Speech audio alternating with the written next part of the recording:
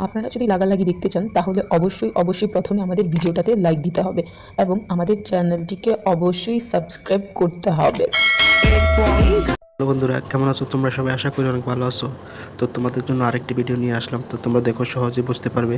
এখানে যে রিমুভ বিচি, এখানে ক্লিক করে প্রথমে এটার ব্যাকগ্রাউন্ড হোয়াইট করতে হবে। তো আমি ব্যাকগ্রাউন্ডটা হোয়াইট করে নিলাম।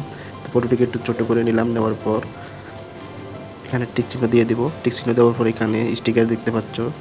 স্টিকার এখানে সার্চবারে গিয়ে এখানে লিখতে হবে টাইগারে ক্লিক করে এখানে যে বাঘের মাথাটি দেখতে পাচ্ছ, এটাকে এখানে দিয়ে দিবে। দেওয়ার পর এখানে ব্লাইন্ড করে দিবে।